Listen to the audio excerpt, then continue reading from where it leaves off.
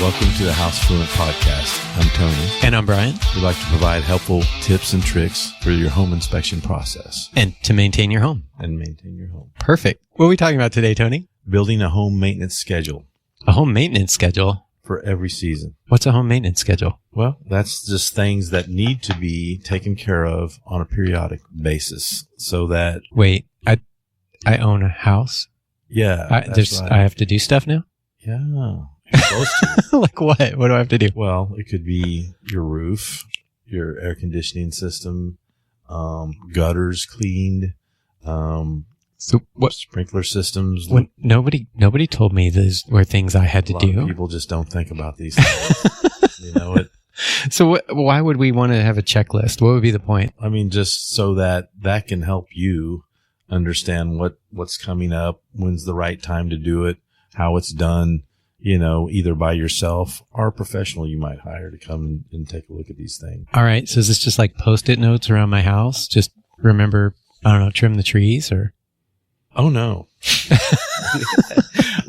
we have something that really kind of outlines everything that you could do. And we could make that available to everyone, I'm sure, on our website, right? Yeah, absolutely. You can find it at housefluent.com. Okay. And it's actually a home maintenance schedule. It's pretty cool. It's something we put together. It's not all inclusive, but if you were to do everything on this list, it would give you a good start towards maintaining your home. And they're not difficult things, really. We're going to go through them here in a minute, and we're going to talk about them in obviously more detail. But most of the things on this list are pretty simple things that are kind of common sense in a lot of ways, right? Right. And as home inspectors, what we see is a lot of times they're not being taken care of. Yeah. It's just kind of... And it can become costly over time. It can. If you do not maintain your home, then it's just going to cost you more and more as you let it go. Yeah. And it's kind of like doing the dishes, right? The more you let them stack up, the harder it is to do them later. And so when you go to sell your home, a lot of the things we're going to talk about today, actually, if you're not doing them, it can cause problems in your home that lead to expensive things, right? They lead to opportunity costs that could happen when you're negotiating. People could ask you to reduce your price. You could be asked to provide some repairs for something that maybe you weren't expecting to provide repairs for, or you could be asked to provide some money back as part of the deal to maybe take care of some of these things that could have all been prevented by just having a handy schedule of maintenance items. And if you do a pre-inspection with us, we can certainly point out those things that you could take care of. Oh, yeah. Pre-listing. Pre-listing. And we recommend those highly. Definitely. Yeah. Sorry. Soapbox again. Yeah. So we're heading into summer. Yeah. Really close. But I mean, we just finished up spring. Mm-hmm. But a lot of these things, our tasks or maintenance tasks are seasonal, right? So they're triggered by the change of weather and the events that are about to occur. They are. And since you have the checklist, maybe you could tell us what some of them are. Oh, sure. Right. So here we are. You've got inspect exterior for damage. That's during the spring. Yeah, so and that's true, right? So at least if you live where we live, God's not happy with us right now. I don't know if people know this, but hail, thunderstorms, tornadoes, it's all been coming our way this spring. It's happening as we speak. Yes, right now, it is. Outside, so. I can see the trees And there was something breaking. here just the other day that, as we know, just networking with different people, that there's a lot of wind damage. You may not have received hail damage, but you could have received branches that got blown through your yard onto your roof, damaged some shingles, gutters, vent covers, things of that nature. Yeah. So going around your house and just doing kind of a basic visual, you don't have to do a detailed inspection like we would do, but you can look for obvious things, right? You can look for places where siding's loose, or if you see shingles laying on the ground, those kinds of things. You can look up, and in many cases, you can see most of your roof. If you want a more detailed inspection, obviously we're happy to help with that. But just do a basic kind of walk around. And I do this at my house. This is probably one of the few things on the list I actually do on a regular basis. But I do walk around my house. I get up on my roof, but if you're not comfortable with that, I wouldn't recommend it. And I probably do that at least twice a year. And I'm looking for things like water damage, siding that's swollen up. I'm looking for, damage to my roof, those kinds of things. Okay. Yeah. I mean, you should check that your gutters and downspouts, make sure they're not loose. Caulking around windows. Caulking around the windows. Well, I was thinking that just as we finish up spring and we're getting into those hot months of summer, you really want to not only service your air conditioning unit, right? Oh, yeah, definitely. That's a big one at the end of spring, right? Yeah, and here's a good tip for people. If you don't know this, right? Good, reputable HVAC companies will actually have something called a service plan. And if you reach out to them, for like $180 a year, they will come out and service your unit twice a year.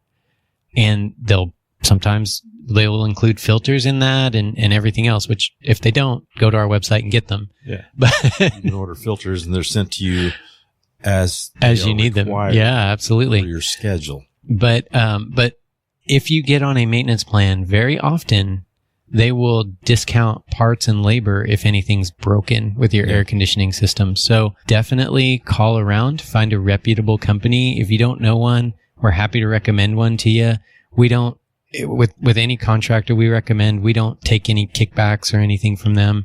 They're just good people that we know in the industry. So you say still gaps around windows and doors. Now, so I know my house is in need of that now. I can go to the Home mine Depot is too, and get there's like many different sealants and stuff. Sure. I'm sure there's one that's labeled and is just for your windows and your doors and openings like that. Yeah. I mean, most of the time, right, it's a silicone based sealant. Yeah. The most important thing, is to make sure that if it's exterior, if it's an exterior application, that you're getting something rated for the outside. If not, it's still going to work. You're just going to replace it a whole lot faster, right? Right. And interior the same way. If it's inside the house, you want something rated for the inside. And if it's a wet area, you want something that's going to be specific for a bathroom or a kitchen. And usually the labels will say right on the product what it is and what it's for. And then the second most important thing, especially if you're married out there, is the color. The color. Make sure it matches. You've got white, gray, and almond. And almond. Yeah, that's right. Those are the three most common for sure. And then black, and there's a bunch of them out there. All right. Ivory. So on here, we've got inspect, clean decks, patios. So decks over the winter and the spring take an absolute beating. And if you are not, keeping up with keeping your deck sealed, which most people don't, they just lay it down and call it good. A lot of times those boards come loose. They're warped. They may not look like they're loose, but if you just kind of pull up on them a little bit, then they kind of come out. So those are things, just check on those things, especially if your deck is elevated. You don't want to lean on a railing, have it, give a little bit, and then suddenly you're falling 3 feet to the ground, right? Yeah. I used to stain my deck every several years, I think it was. That's quite a task. The easiest way I've found, now we don't have a deck now, but I do this on my fences, and I've had decks in the past. The easiest way I've found to do it is you can get that deck seal stuff, and if you put it in a pest sprayer, just run down to your local home improvement store. You get one of those pest sprayers that allows you to pressurize it and just spray it on. That seems to work really well. I've got one. Yes. Now, once you've done that, you're pretty much done with it. Like it gums the whole thing up. It's sort of a... Oh, yeah, with that kind of material, sure. Yep. So but you can dispose of it. Yeah, so it's sort of a one-time and throw it away. So don't go after the most expensive sprayer you can find. Now here's a big one for summer, and that's to trim the trees and the shrubs. Yes, very much so. You trim those, you're saying during summer months? Is that the best time to trim them? So... we actually trim ours in February, and the reason we do that is we have deciduous trees. So they drop all their leaves, all the sap, all the stuff goes back into the trunk of the tree around February, at least here in North Texas. Okay. And the tree's dormant. And so because the tree is dormant, it actually, when you trim it or prune it back in those months, it doesn't take as much out of the tree, right? The energy when it comes back in the spring kind of comes back a little better. It seems to work better. But that's when we do ours here is in February.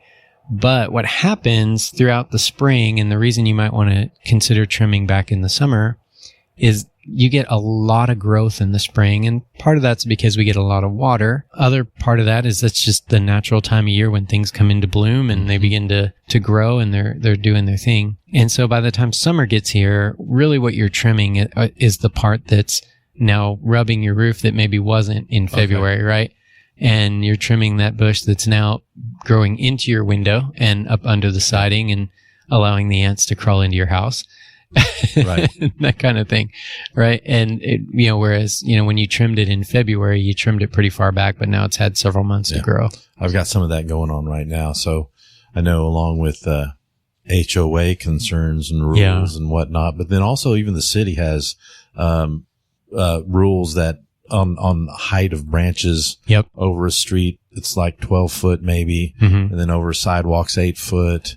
And different things like that, which you need to be aware of, because, you trim those back so people don't hit their head or poke their eyeball out or just because that's the rules and that's the way it goes. In my case, when you're mowing the lawn, it doesn't knock you off the tractor. That's why I always raise the canopy so I can mow the yard when I was mowing. So exactly. It's like, okay. When you were mowing. All right. Now we're getting on this list here. What?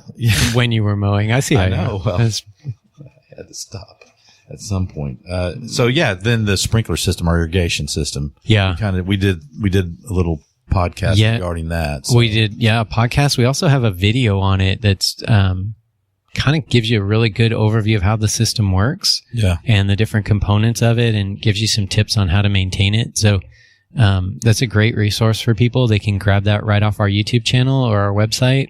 And it's well worth 6 minutes of your life to watch that, I think. I mean, just it's important to not have water leaking. Yes. You don't want to pay those types of bills. It's already expensive as it is. And so. Yeah. And soapbox number 2, water around your foundation in Texas is bad. Sorry. It's bad? It's bad. Water around your foundation? No. That's not what I'm saying. Water pooling. Around your pooling. Water pooling. Correct. Yeah. No, you definitely want to water around your foundation. Yeah. But you want to keep it consistent, right? And when you've got a broken sprinkler system, that tends not to happen. What ends up happening is you get an area or two where water will pool or it will erode, and then it can actually move your house. I don't think people really realize that, but water is, controlling water is one of the most important things to do with your house, whether that's in your house or around your house. Controlling where the water is, how it flows, all that stuff. It's really, really, really important. You want it consistent, essentially. You don't want it dry, then wet, then dry, then wet. Yeah. As much as you can control that. Our soil here is like a sponge. And if you've ever let a sponge dry up on the countertop and then you just drop a little bit of water, maybe on a corner and you see the corner swell, that's what happens with our soils here. And so you can imagine if your house was sitting on that sponge and one of the corners was, significantly higher than the rest, what would happen to your house? Keeping that consistent is really important. It's not about necessarily underwatering or overwatering. It's about keeping it the same, right? And that's where your rain control device comes in handy when it's pouring like it's been. Like it is right now. You don't want to run your sprinklers system on top of everything else. Now, I thought I'd bring up real quick. I saw someone advertise, putting or installing, he was a plumber, around the perimeter of your home, just something drip irrigation or something. Drip irrigation for your foundation. And that's a good idea, you think, or? Maybe. I mean, we see those, right? Yeah. We see them. Oh, you see them. Quite a few inspections. Yeah. What I would say about that is, again, it's not about the amount necessarily of water. It's about keeping it consistent. And if that's what you need, then I think that's what you need. But you should consult for sure a landscape professional, soils engineer, firsthand, somebody like that, before you just sort of randomly go changing the way that you are handling that. Okay. Good advice. So here we're moving into fall on our list, and we've got, flush the hot water heater tank, which that's one that, that's one nobody does. Yeah, nobody does that. And check the hot water heater anode rod. Maybe you could explain what the anode rod is. The anode rod, that's what keeps the corrosion from occurring. That's my basics.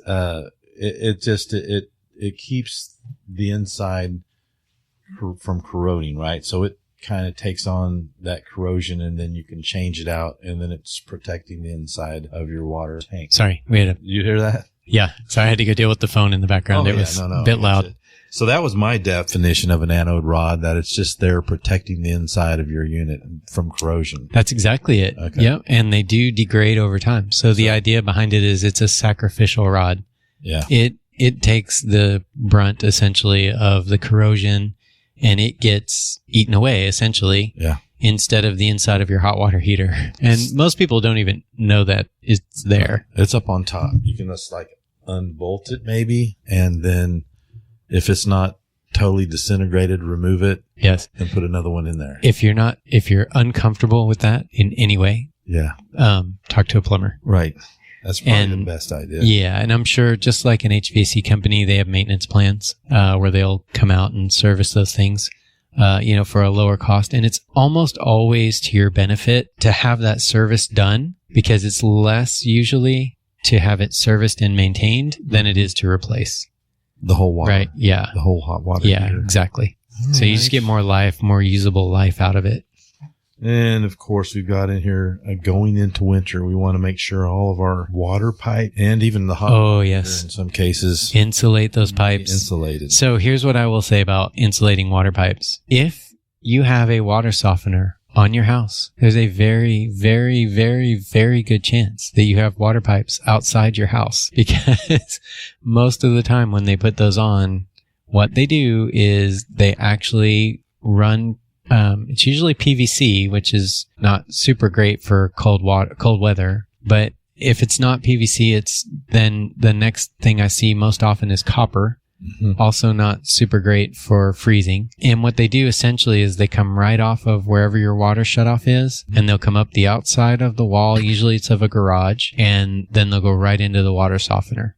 And the reason they do that is because it's much less expensive to install it that way than it is to maybe go through an insulated wall or to jackhammer your floor, right? It's a lot less intrusive. There's a whole lot of reasons why they do it that way.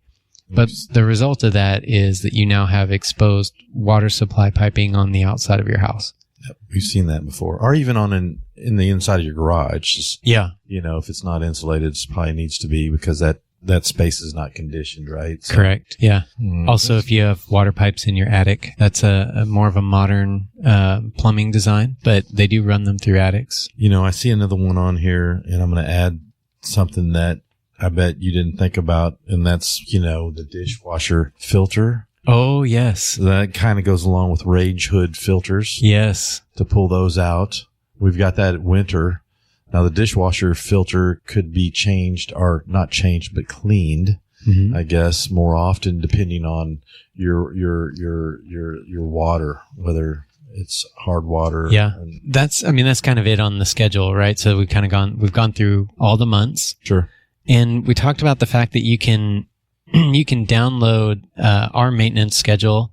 People these days don't go around, taping. Well, okay, we have a friend that goes around with Post-it notes, but aside from her, right, I don't know very many people that go around, taping schedules to wall calendars, right, and things like that these days. Most of us live and die on our phones. So what are some ways maybe that people can incorporate this into their scheduling system, or the way they handle scheduling in their life? Events in their calendar, right? Calendar events? Yeah, calendar events. So you can take everything in our maintenance schedule and plop it in a calendar event. So one of the things I do around our house is we do have a reverse osmosis water system. Yeah. And of course those have filters, and those filters need changed.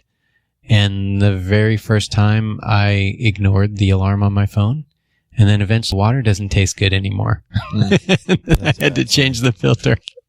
And but I do have it as a calendar reminder, right? And so it pops up and says, hey, time to change the filter. Yeah. The other thing that people can do, right, is you can get on a service to have filters delivered to your house, like HVAC filters, right? Yeah. We obviously bias. We offer that on our website. But when you're on a schedule like that, it's hard to ignore when it's time to change it, because it just shows up on your front door. Right? It's like, hey, it's here. It's this big thing I need to do something with. Now what?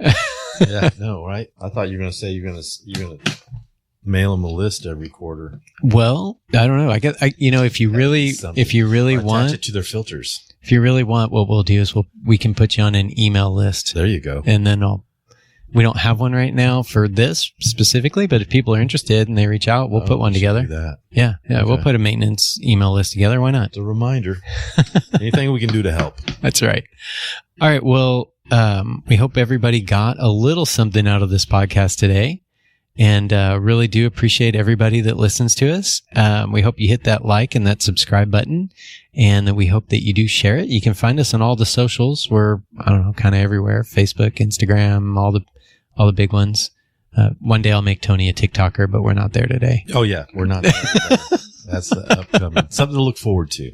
Yeah, for sure. Very good. Well, you can always find us at housefluent.com. And if you need an inspection, always feel free to reach out to us there. Thanks, guys. So, Tony, how you going to brave the weather then? I'm going to be out in it.